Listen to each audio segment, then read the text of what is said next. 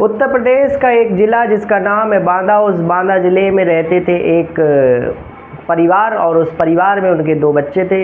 एक लड़का था और एक लड़की थी। एक लड़के का नाम शिवम और लड़की का नाम दीक्षा था। दोस्तों, लड़के धीरे धीरे बड़े हो रहे थे। माता पिता, जाहिर सी बात है, जब बच्चे बड़े होते हैं तो उनकी एक चिंता होती है कि हमें बच्चों की शादी करनी है। तो ऐसे ही जो शिवम और दीक्षा थे, उनके माता पिता की भी चिंताएं बढ़ रही थी कि बच्चे बड़े हो रहे हैं, अब इनका हमें विवाह संबंध करना है। तो दोस्तों, हालांकि उनकी जो पारिवारिक स्थिति थी वो बहुत ही कमज़ोर थी।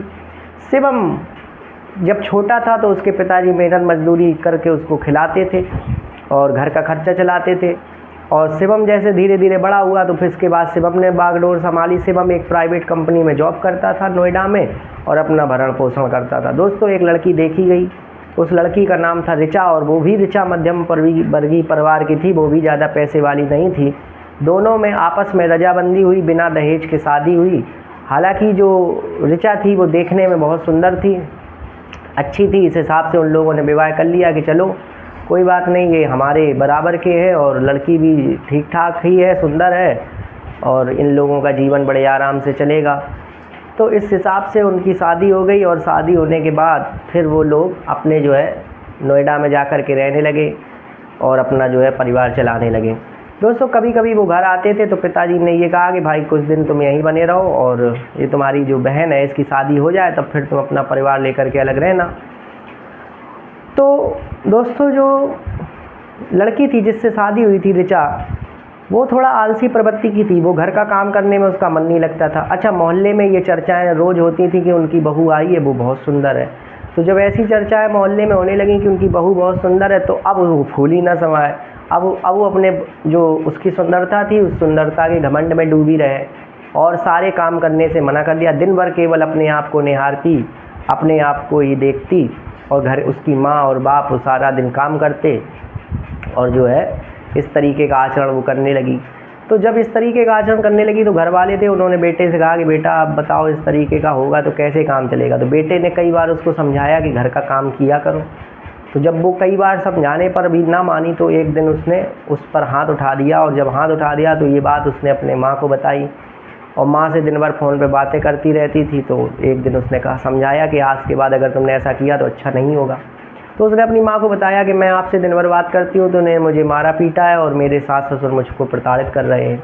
तो उसकी माँ ने कहा कि ठीक है, तुम एक काम करो, घर भगाओ, छोड़ो वहाँ। तो दोस्तों, वो जो ऋचा थी, जब ऐसा हुआ तो उसके बाद वो घर चली गई और घर जाने के बाद अपने घर में ही रहने लगी। उसने सोचा शिवम ने कि हो सकता भाई अभी थोड़ा गुस्सा चल रही है, समय सही हो जाएगा, भूल जाएगी, फिर आ जाएगी। तो काफ़ी दिन तक वो इंतज़ार करता रहा कि भैया अब चलो ठीक है, कोई बात नहीं, लेकिन वो वापस नहीं लौटी। तो एक दिन शिवम गया अपने ससुराल और कहा कि चलो भाई, क्या है ऋचा, क्या दिक्कत आ रही है। तो उसने कहा कि भैया मैं अब तुम्हारे साथ घर नहीं जाऊंगी, मुझे तुमसे तलाक चाहिए। तो उसने अपनी सास से कहा कि भाई बताओ, भेजो इनको, क्यों ये इस तरीके का कर रही। तो उसकी सास भी उसकी पैरवी करने लगी, उसकी पक्ष से लड़ने लगी कि नहीं, तुमने हमारी बेटी पर हाथ उठाया, अब वो तुम्हारे साथ घर नहीं जाएगी। शिवम ने समझाया कि देखिए माता जी, हमारा पारिवारिक विषय है, हो जाता कभी कभी गुस्से में और उसके लिए आपसे क्षमा भी मांगते हैं। तो अब उन सब बातों को रिपीट करने का समय नहीं है, उन सब बातों को भूलने का समय है। उन सब बातों को भूल जाइए और अपना आगे जो है काम करिए। लेकिन बावजूद इसके वो नहीं मानी और उसने जो है ऋचा को साथ में नहीं भेजा।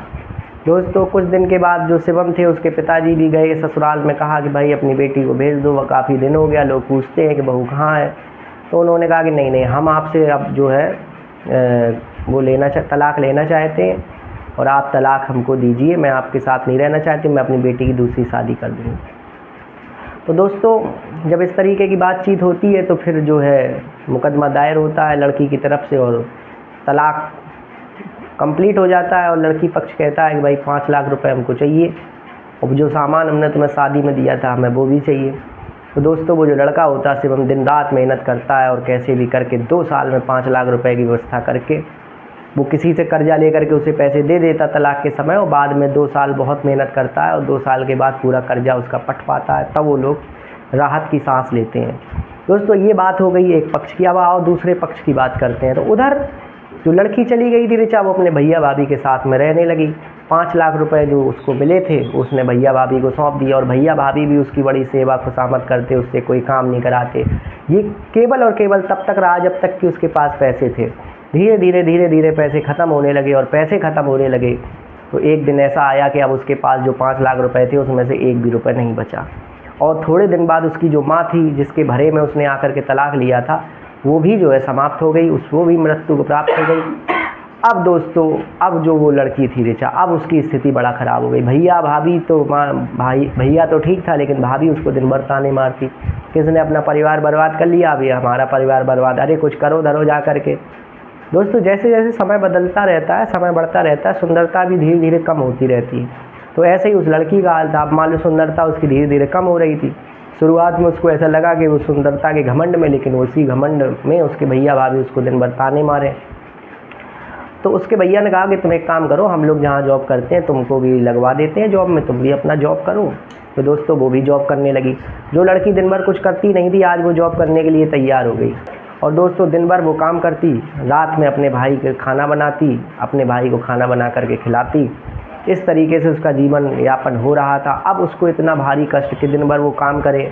उसकी भाभी अब कुछ काम नहीं करती थी, सारा काम वो उसी से करवाती थी, अपनी ननद से, और दिन भर उसे ताने मारती थी। दोस्तों, उसने बहुत प्रयास किया कि हम भाभी के साथ ऐसा व्यवहार करें कि भाभी मेरे से अच्छा व्यवहार करने लगे, लेकिन उसके अच्छा व्यवहार करने पर भी भाभी उससे अच्छा व्यवहार नहीं करती थी। उसकी हर बात पे झल्ला उठती थी, उसको हर बात पे ताने देने लगती थी। तो दोस्तों, इतना दुखी हो गई कि अब उसके पास कोई रास्ता नहीं था। और एक दिन उसके भैया भाभी उसको लेकर के कहीं जा रहे थे, रास्ते में बैठे हुए थे। उसके भैया भाभी ने कहा कि तुम थोड़ी देर यहाँ बैठो, हम आते हैं। तो रेलवे स्टेशन पे उसको बैठाकर बाहर किसी काम से चले गए। तभी यहाँ जो शिवम था, वो अपना कंपनी से काम कर करके वापस लौट रहा था अपने गांव।